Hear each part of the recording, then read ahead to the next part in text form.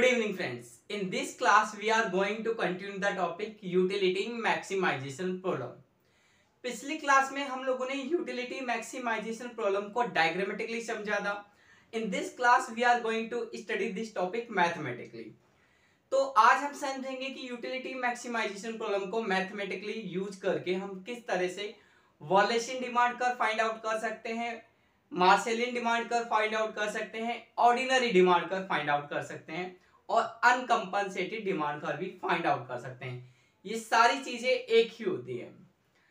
But इससे पहले मैं थोड़ा सा आपके साथ पिछले क्लास का एक टॉपिक डिस्कस करना चाहूंगा, क्योंकि मुझे ऐसा लगा वीडियो को अपलोड करने के बाद कि पिछली क्लास में जो लास्ट टॉपिक मैंने आपको बताया था वो मैं उतना डिटेल में आपको नहीं बता पाया जितना डिटेल में मैं आपको बता सकता था. तो अगले 2 या 3 मिनट में हम लोग पहले इस टॉपिक को एक बार रिवाइज कर लेते हैं, फिर हम आगे चलेंगे. देखिए था ये सबसे लास्ट में हम लोगों ने ये पढ़ा था किस तरह से डिमांड कर्व को हम लोग ड्राइव करेंगे. तो इसके लिए हम लोगों ने 2 डायग्राम बनाए थे. नीचे वाले डायग्राम को मैं नहीं बताऊंगा, वो जितना आपको समझना था मैं समझा चुका हूं. मुझे लगता है ये वाला डायग्राम मैं आपको थोड़ा और बेटर तरीके से बता सकता था. आपको कुछ और बातें पता होनी चाहिए तो मैं आज बता देता हूं. देखिए ये एक बजट लाइन थी हमारी इनिशियल, और ये था हमारा एक इनिशियल इंडिफरेंस कर्व, इसको U0 नाम देते हैं, और ये था हमारा इनिशियल इक्विलिब्रियम पॉइंट. फिर हम लोगों ने क्या माना था, हमने ये माना था जो कमोडिटी 1 है इसका प्राइस डिक्रीज हो गया है. तो जब इसका प्राइस डिक्रीज होगा तो एक नई बजट लाइन बनेगी कुछ इस तरह से. यहां तक मैं आपको बता चुका था. मुझे ज्यादा डिटेल में आपको ये बताना था कि नया इंडिफरेंस कर्व कहां बनना चाहिए. मैंने इसके नीचे बना के आपको बता दिया था, बट इसको थोड़ा और डिटेल में समझने की जरूरत है कि वो नीचे ही क्यों बना था. मैंने कुछ यहां बनाया था, तो ज्यादा डिटेल में समझेंगे वो यहां पर ही क्यों बनाया गया है, बाकी जगह क्यों नहीं बनाया जा सकता. तो पहले हम समझते हैं डिफरेंस, नया डिफरेंस कर्व नई वाली बजट लाइन पे बनाने की कितनी पॉसिबिलिटी है. पहली पॉसिबिलिटी ये है कि हम इस पॉइंट से पीछे बनाएं, इस पॉइंट से पीछे. तो इस पॉइंट से पीछे अगर हम लोग कहीं पे भी नया डिफरेंस कर्व बनाएंगे, इस पॉइंट से पीछे फॉर एग्जांपल ये वाला पॉइंट है, तो अगर हम नया इंडिफरेंस कर्व यहां पे बनाए तो होगा क्या. देखिए इस इंडिफरेंस कर्व के अकॉर्डिंग, यानी अगर हम नया इक्विलिब्रियम पॉइंट यहां पर बनाते हैं तो x1 की क्वांटिटी क्या हो गई, डिक्रीज हो गई. अब अगर x1 की क्वांटिटी डिक्रीज होती है तो इसका मतलब ये जो हमने इंडिफरेंस कर्व बनाया है यहां पर ये गलत है, यहां नहीं बनाया जा सकता है. क्यों नहीं बनाया जा सकता ये समझते हैं. देखिए P1 डिक्रीज हुआ है, P1 डिक्रीज होने का मतलब है x1 इंक्रीज होना चाहिए according to law of demand. But अगर मैं इंडिफरेंस कर्व यहां बनाता हूं तो इसका मतलब है x1 की डिमांड क्या हो गई, कम. तो ये लॉ ऑफ डिमांड अगर यहां पर हम लोग ऐसे बनाते हैं नया इंडिफरेंस कर्व तो लॉ ऑफ डिमांड काम नहीं कर रहा है. ये बात हमारी लॉ ऑफ डिमांड को कॉन्ट्राडिक्ट करती है. तो इसलिए इस पॉइंट से पहले अगर हम कभी भी इंडिफरेंस कर्व बनाएंगे तो लॉ ऑफ डिमांड काम नहीं करेगा, लॉ ऑफ डिमांड का कॉन्ट्राडिक्शन हो जाएगा, और लॉ ऑफ डिमांड का कॉन्ट्राडिक्शन हम नहीं कर सकते हैं. तो इसलिए इससे पहले कहीं भी इंडिफरेंस कर्व नई वाली बजट लाइन पे नहीं बनेगा. अब दूसरी पॉसिबिलिटी की बात करते हैं. पहली पॉसिबिलिटी तो हम लोगों ने ये थी कि इससे पहले बनाए, जो कि खारिज हो गई. क्यों? क्योंकि इससे पहले बनाएंगे तो प्राइस डिमांड घट जाएगी, और प्राइस घटने पे डिमांड घटती नहीं है, बढ़ती है. अब बात करते हैं इसी पॉइंट पे अगर बना दें तो, अगर नए डिफरेंस कर हम सीधा इस पॉइंट पे बना दें तो क्या होगा. देखिए इसका मतलब है x1 की जो क्वांटिटी है ना बढ़ी है ना घटी है, ये पहले जितनी ही है. तो इस केस में भी ये बात क्या हो गई, कॉन्ट्राडिक्ट हो गई. x1 की क्वांटिटी तो बढ़नी चाहिए थी ना, बट अगर हम सीधा इसके ऊपर बना देंगे तो x1 की क्वांटिटी बढ़ेगी नहीं, उतनी ही रहेगी. तो यहां पर भी डिफरेंस कर्व नहीं बना सकते हैं. ठीक है. अब हम बात करते हैं कि अगर हम इंडिफरेंस कर्व यहां बनाए तो क्या होगा. अगर मैं इंडिफरेंस कर्व यहां बनाता हूं तो नया वाला इक्विलिब्रियम यहां पर आएगा. अब इस इक्विलिब्रियम का मतलब क्या है, इस इक्विलिब्रियम का मतलब है x1 की क्वांटिटी बढ़ गई और x2 की क्वांटिटी भी बढ़ गई. यहां पे भी एक कॉन्ट्राडिक्शन क्रिएट होता है. कॉन्ट्राडिक्शन क्या क्रिएट होता है, अगर P1 डिक्रीज हुआ है तो जो हमारा वॉलेशन डिमांड कर्व का कांसेप्ट है, एक अनकंपनसेटेड डिमांड कर्व है, ये कहता है कि जिसका प्राइस कम हुआ है उसकी डिमांड बढ़नी चाहिए और दूसरी कमोडिटी की डिमांड क्या होनी चाहिए, डिक्रीज होनी चाहिए, ये बात है। बट यहां पर क्या हो रहा है, यहां पर इसकी डिमांड भी बढ़ गई और इसकी डिमांड भी बढ़ गई, ये नहीं होना चाहिए था, इसकी डिमांड नहीं बढ़नी चाहिए थी। क्यों नहीं बढ़नी चाहिए थी, क्योंकि इसका प्राइस घटा है, तो जिसका प्राइस घटता है उसकी डिमांड बढ़नी चाहिए, दूसरी की डिमांड घटनी चाहिए अकॉर्डिंग टू वॉलेशन डिमांड कर। तो इसलिए हम लोग यहां पर भी नहीं बना सकते हैं, ये बात भी हमारे यहाँ कॉन्ट्रडिक्शन क्रिएट कर रही है। अब हम अगली पॉसिबिलिटी की बात करते हैं। तो अगली पॉसिबिलिटी ये है कि हम लोग नया वाला इंडिफरेंस कर्व यहां पर बनाएं। अगर हम नया इंडिफरेंस कर्व यहां बनाते हैं तो भी कॉन्ट्रडिक्शन है। कॉन्ट्रडिक्शन है, x की क्वांटिटी तो बढ़ गई बट x2 की क्वांटिटी घटी नहीं, ये क्या है, ये कांस्टेंट है। देखिए x2 की क्वांटिटी पहले भी इतनी थी, अब भी इतनी है, तो यहां से भी कॉन्ट्रडिक्शन क्रिएट हो गया कि इसकी क्वांटिटी घटनी चाहिए थी पर घटी नहीं। तो कंक्लूजन ये निकलता है कि हम लोग यहाँ पे भी नहीं बना सकते, यहाँ पे भी नहीं बना सकते, यहाँ पे भी नहीं बना सकते, इसके नीचे ही बनाना पड़ेगा, जो मैं आपको बता चुका हूँ। अब हम चलते हैं यूटिलिटी मैक्सिमाइजेशन प्रॉब्लम को मैथमेटिकली कैसे सॉल्व करेंगे, ये समझते हैं। देखिए, जब हम यूटिलिटी मैक्सिमाइजेशन प्रॉब्लम को मैथमेटिकली समझेंगे तो सबसे पहला स्टेप क्या होगा, सबसे पहला स्टेप ये होगा कि आप यूटिलिटी मैक्सिमाइजेशन प्रॉब्लम को लिख लीजिएगा। तो ये जो प्रॉब्लम है वो प्रॉब्लम कैसे लिखनी है ये मैं आपको पिछली क्लास में भी बता चुका था। हमें एक यूटिलिटी फंक्शन दिया हुआ है और सब्जेक्ट टू कांस्टेंट है हमारे पास हमारा बजट सेट। ये हमारी इक्वेशन फर्स्ट है, ये हमारी इक्वेशन सेकंड है, और ये भी हम लोगों को पता है कि हम x1 की क्वांटिटी 0 से ज्यादा यूज करेंगे, x2 की क्वांटिटी भी 0 से ज्यादा यूज करेंगे। यहां तक मैं आपको क्लास 1 में बता चुका था यूटिलिटी मैक्सिमाइजेशन प्रॉब्लम की। तो पहला स्टेप ये है। अब हम बात करते हैं दूसरे स्टेप की। तो दूसरा स्टेप ये है, हमें इस प्रॉब्लम को लैग्रेंजियन फंक्शन की फॉर्म में लिखना है। देखिए, जिन बच्चों ने मैथमेटिक्स पढ़ा है, डिफरेंशिएशन पढ़ा है, तो उन्हें पता होगा जब हम मैक्सिमम मिनिमा का टॉपिक करते हैं, अगर हमें किसी फंक्शन की मैक्सिमम वैल्यू फाइंड आउट करनी है या फिर मिनिमम वैल्यू फाइंड आउट करनी है और हमें कुछ कांस्टेंट भी दिया हुआ है, तो उस केस में हम लोग लैग्रेंजियन फंक्शन का यूज करते हैं। जिन्होंने पहले डिफरेंशिएशन नहीं पढ़ा है वो थोड़ा ध्यान से समझ लेना, जिन्होंने पढ़ा है उन्हें पता होगा। तो अब पहले तो आप ये समझ लो कि इस प्रॉब्लम को आप लैग्रेंजियन फंक्शन की फॉर्म में कैसे लिखोगे। तो उसका तरीका होता है, सबसे पहले लिखना L, उसके बाद ये यूटिलिटी लिखनी है आपको, जो कि ये थी नहीं, सॉरी, जो कि है। उसके बाद आपको प्लस लिखना है लैम्डा, ये लैम्डा है और लैम्डा जो है वो पॉजिटिव है। अब लैम्डा क्या है इसको डिटेल में ज्यादा बाद में समझेंगे, इसी टॉपिक में समझेंगे, पर पहले कुछ और समझ लेते हैं, ठीक है। जो ज्यादा जरूरी चीजें हैं उन चीजों को समझने के बाद ही हम इसको डिटेल में समझ पाएंगे। फिलहाल आप समझ लो ये है क्या, इसका नाम क्या है। इसका नाम है लैग्रेंजियन मल्टीप्लायर और ये एक पॉजिटिव वैल्यू है, ठीक है। तो आप यूटिलिटी फंक्शन लिखोगे प्लस लैग्रेंजियन फंक्शन। एक और बात, आप यहाँ प्लस का साइन भी लगा सकते हो, आप यहाँ माइनस का साइन भी लगा सकते हो, आपके फाइनल रिजल्ट पे इसका कोई भी इंपैक्ट नहीं होगा, आगे जाके साइन अपने आप ही एडजस्ट हो जाएंगे, ठीक है। तो अगर आप बुक में देखोगे कुछ बुक्स में प्लस हो सकता है, कुछ माइनस हो सकता है, आप कंफ्यूज मत होना बिल्कुल भी। इसके बाद आपको ये जो आपका बजट सेट है इसकी लेफ्ट हैंड साइड लिखनी है, तो हम इसकी लेफ्ट हैंड साइड लिखेंगे इस तरह से। उसके बाद माइनस, इसकी जो राइट हैंड साइड है इसको इधर ले आना, इधर लेके आओगे तो माइनस हो जाएगी, ये हो गया आपका। अब एक और बात, कुछ बुक्स में इस वैल्यू को ऐसे नहीं लिखा है, ऐसे लिख दिया है P1 x1 minus P2 x2।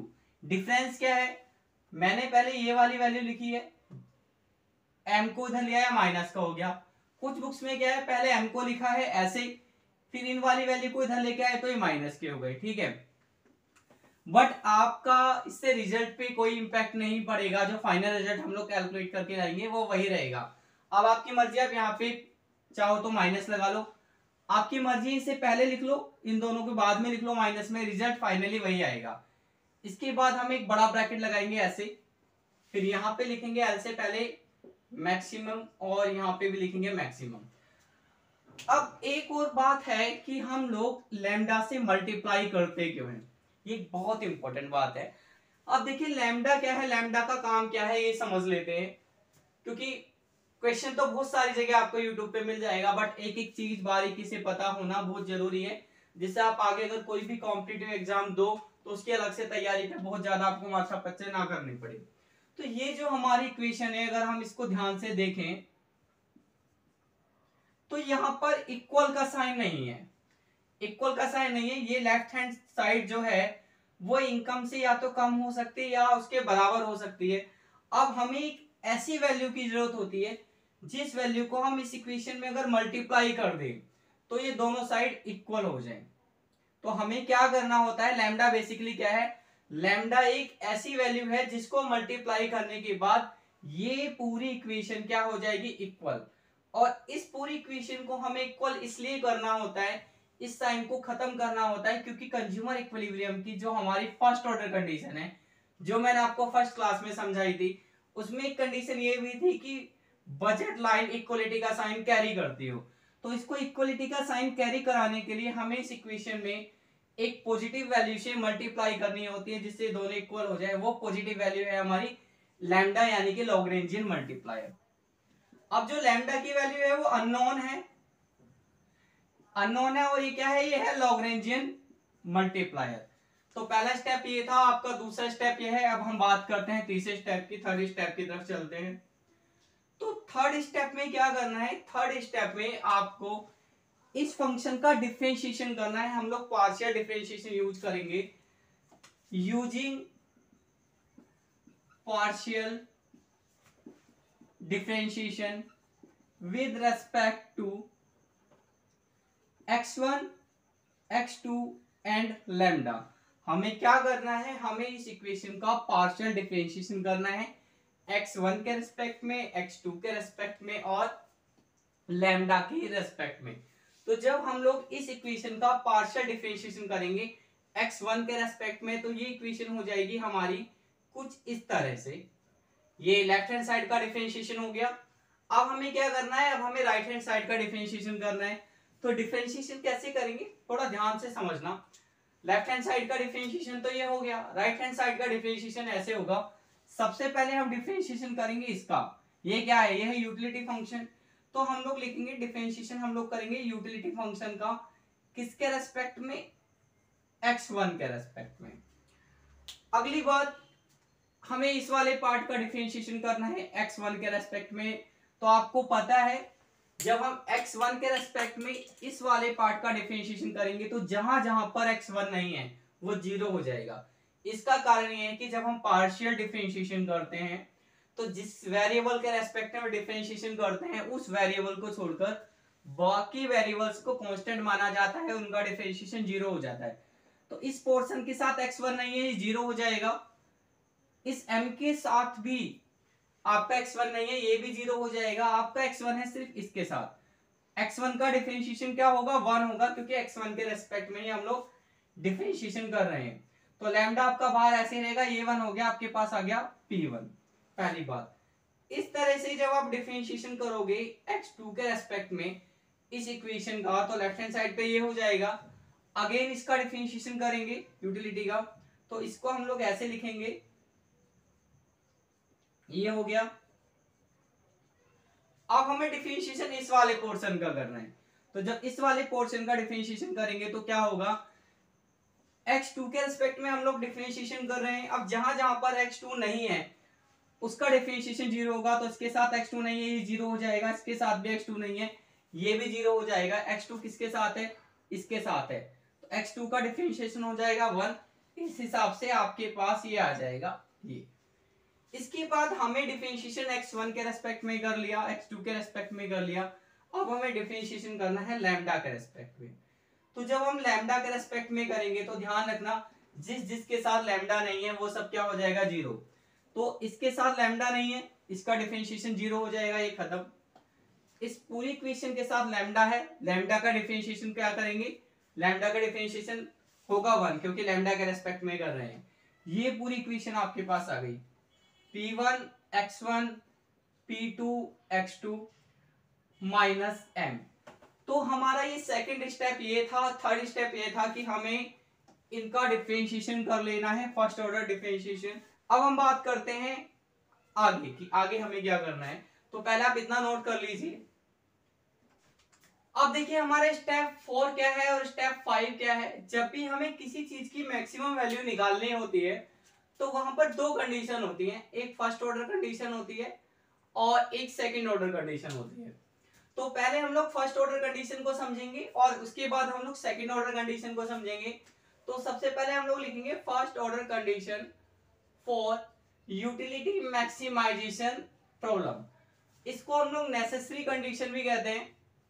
तो फर्स्ट ऑर्डर कंडीशन क्या होती है यूटिलिटी मैक्सिमाइजेशन प्रॉब्लम की? वो ये होती है इस डिफरेंशिएशन को, इसको और इसको हमें जीरो के इक्वल रखना होता है। तीन कंडीशन होती है। पहली कंडीशन होती है हमारी ये, दूसरी कंडीशन होती है हमारी ये, और तीसरी कंडीशन होती है हमारी ये।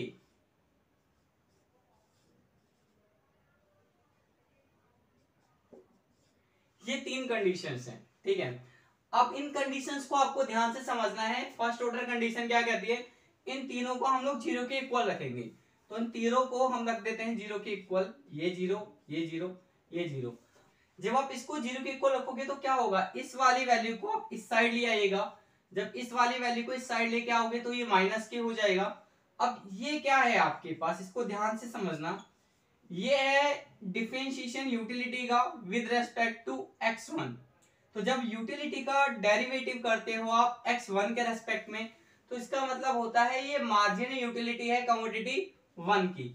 ऐसे ही जब हमने इसको जीरो के इक्वल रखा तो इसको इधर ले आए, ये भी माइनस का हो गया ऐसे।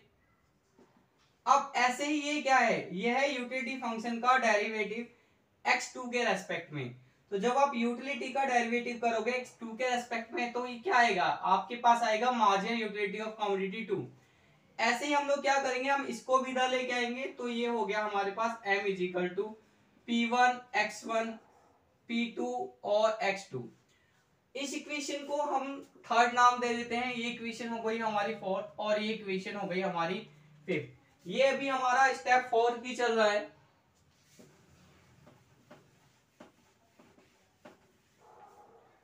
अब आपको क्या करना है, आपको करना है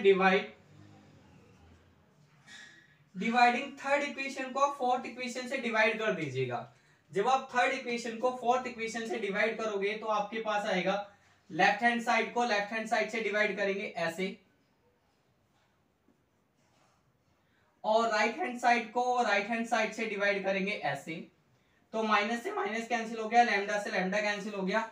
आपके पास बचा P1 upon P2 is equal to MU1 divided by MU2। ये इसे हम इक्वेशन मान लेते हैं 6। अब देखिए क्या होगा, ये जो हमारी इक्वेशन फिफ्थ थी, ये फिफ्थ इक्वेशन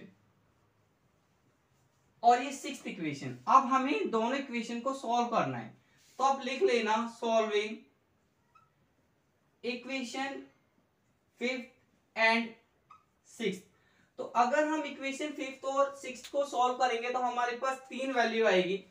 पहली वैल्यू आएगी x1 की, और दूसरी वैल्यू आएगी x2 की, और तीसरी वैल्यू आएगी हमारे पास लैम्डा की। अब एक बात ध्यान रखना कि हम लोगों ने क्या करा है, हम लोगों ने फर्स्ट ऑर्डर कंडीशन को यूज करा है।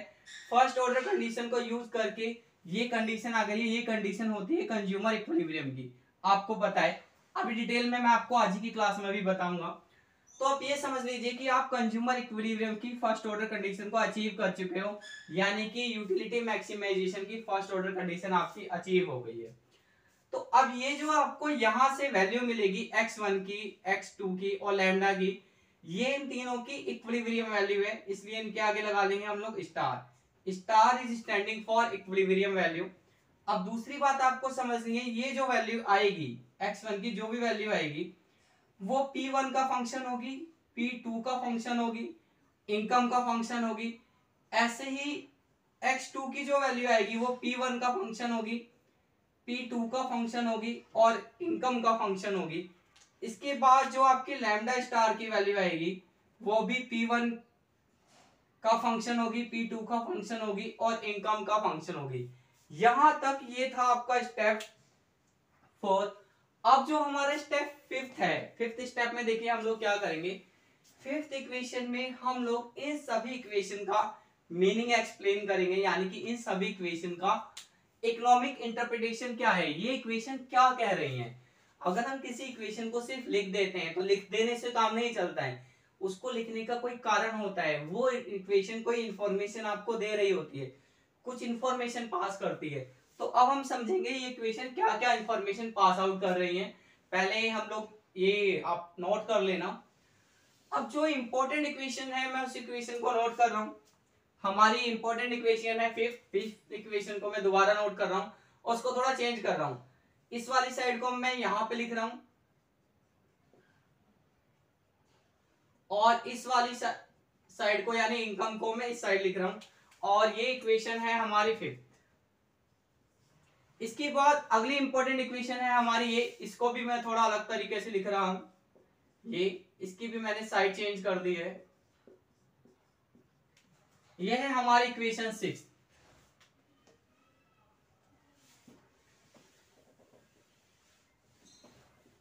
इसके बाद मैं इन तीन वैल्यू को भी दोबारा लिख देता हूं।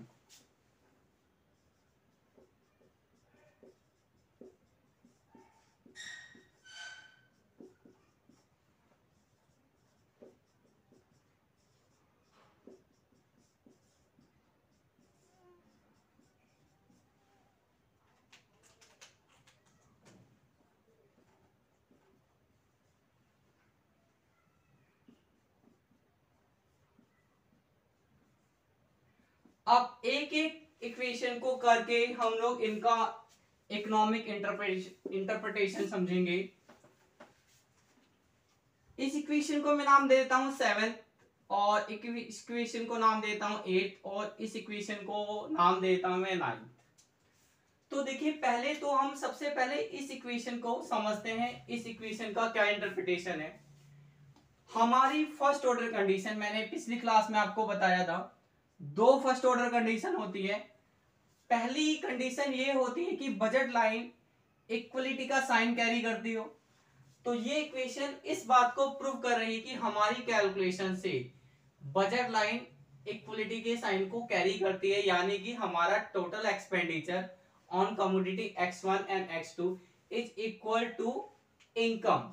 हमारी जो मनी इनकम है, हमारे खर्चे और हमारी इनकम इक्वल है। पहली कंडीशन फर्स्ट ऑर्डर की यूटिलिटी मैक्सिमाइजेशन प्रॉब्लम की सेटिस्फाई हो गई है। इस इक्वेशन का इंटरप्रिटेशन था ये।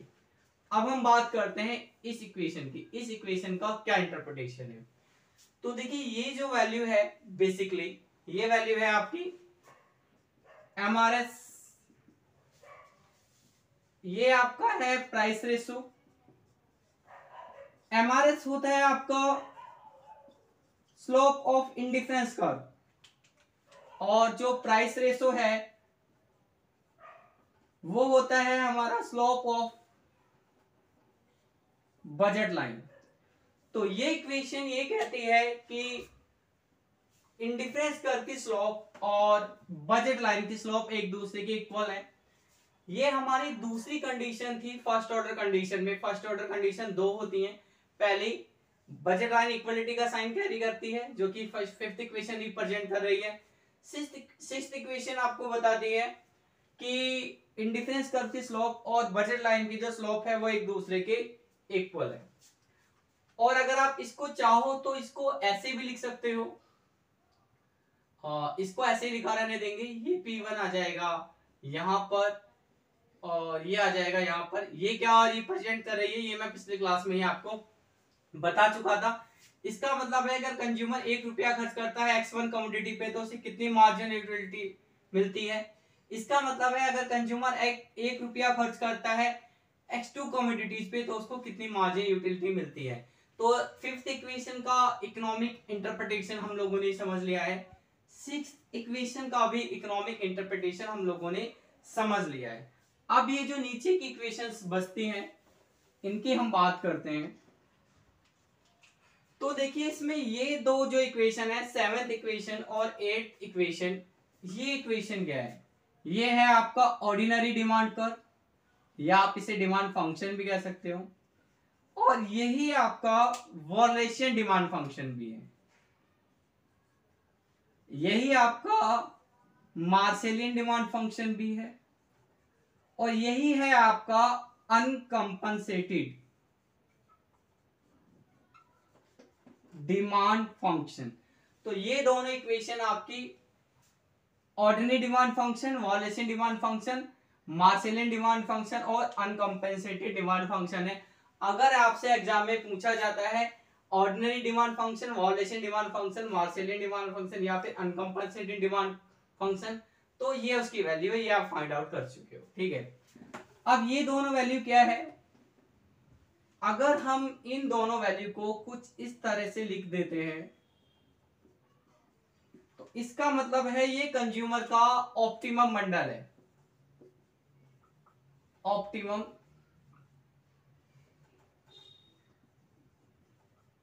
बंडल, और ये है इक्विलिब्रियम वैल्यू ऑफ x1, ऐसे ही ये है आपकी इक्विलिब्रियम वैल्यू ऑफ x2, ये हो गया। ठीक है, अब आगे समझते हैं आगे क्या इंफॉर्मेशन दे रही है इक्वेशन।